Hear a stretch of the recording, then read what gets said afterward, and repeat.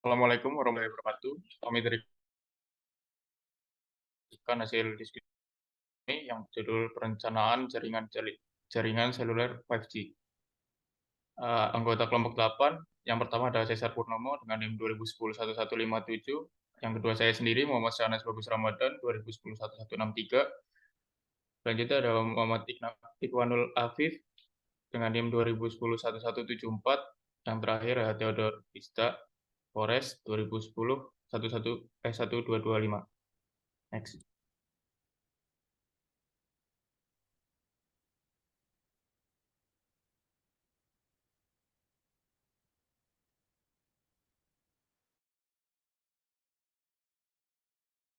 Jaringan seluler 5G adalah proses merancang dan mengoptimalkan infrastruktur jaringan seluler generasi kelima atau 5G untuk memastikan penyampaian sinyal yang andal, kualitas, layanan yang tinggi, dan kinerja yang optimal bagi pengguna.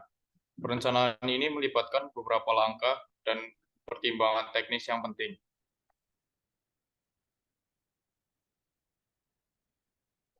Apa itu teknologi 5G? Jaringan 5G adalah teknologi jaringan seluler yang memiliki kelebihan dalam hal kecepatan dan kapasitas data yang lebih tinggi daripada 4G. Jaringan ini juga memberikan latensi atau waktu akses layanan data yang jauh lebih rendah. 5G juga memiliki latensi yang amat sangat rendah, tepatnya 1 ms, jauh lebih rendah daripada jaringan generasi sebelumnya. Oleh karenanya, 5G juga erat dikaitkan dengan akses instan atau pemanfaatan jaringan secara real time. 5G pun dirancang untuk mengakomodasi connection density lebih banyak dari 4G. Jaringan generasi kelima ini mampu menangani 1 juta perangkat per kilometer persegi atau 10 kali lebih banyak dari 4G. Selanjutnya akan dilanjutkan oleh Theodore.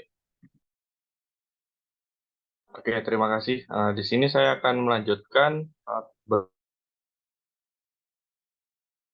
terdiri dari dua, yaitu NSA atau non-standalone dan SA atau standalone. Berikut ini adalah pengertian arsitektur NSA dan SA, serta kelebihan dan kekurangannya. Yang pertama ada NSA atau non-standalone, adalah arsitektur 5G yang menggunakan infrastruktur 4G untuk menyediakan layanan 5G. NSA menggunakan teknologi LTE atau Long Term Evolution sebagai dasar untuk menyediakan layanan 5G. Keuntungan dari arsitektur NSA adalah mudah untuk diimplementasikan dan membutuhkan investasi yang lebih sedikit dibandingkan dengan arsitektur SA. Namun, kelemahan dari arsitektur NSA adalah kecepatan yang tidak sepenuhnya sesuai dengan harapan, karena tergantung pada infrastruktur 4G yang ada. Yang kedua ada SA atau standalone, adalah arsitektur 5G yang tidak tergantung pada infrastruktur sebelumnya. SA menggunakan teknologi baru yang disebut New Radio, NR, untuk adalah kecepatan yang lebih tinggi dan kinerja yang lebih baik dibandingkan arsitektur NSA.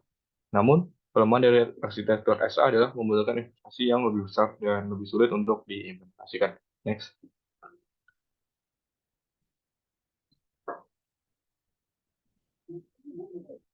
Next ada Radio Access Network atau RAN. Radio Access Network atau RAN adalah bagian dari jaringan seluler yang menghubungkan perangkat pengguna akhir seperti ponsel cerdas ke cloud.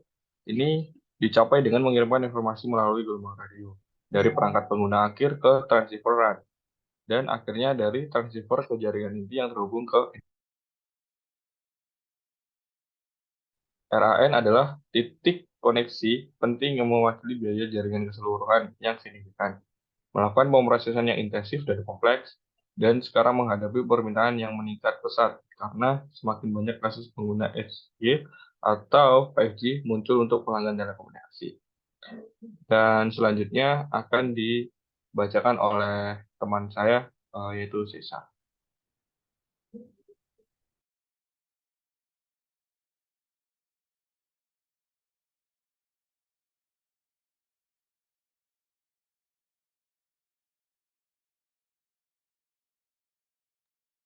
Oke, untuk slide selanjutnya yaitu multiple input and multiple output dalam kurung MIMO.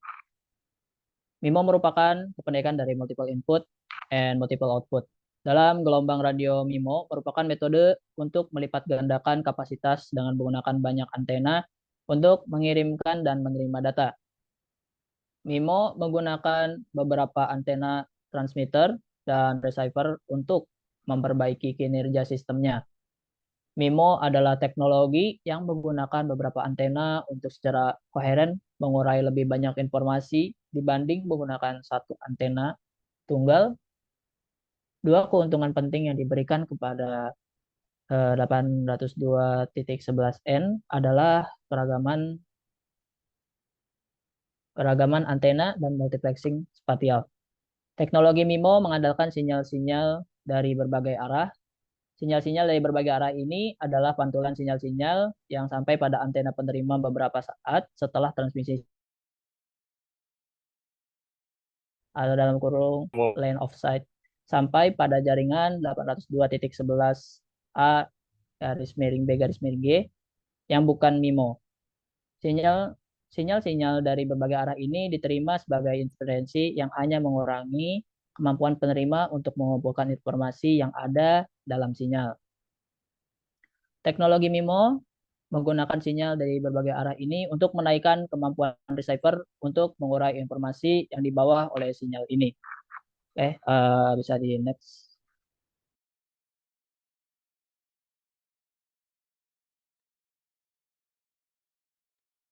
Oke, untuk selanjutnya itu adalah penerapan teknologi small cell.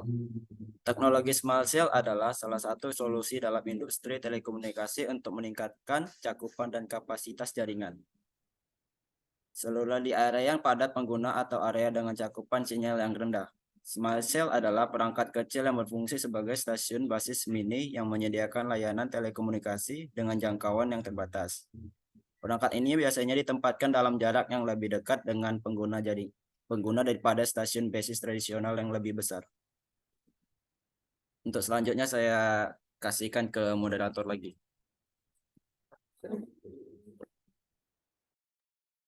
Mungkin presentasi kali ini cukup. Terima kasih. Assalamualaikum warahmatullahi wabarakatuh. Waalaikumsalam warahmatullahi wabarakatuh.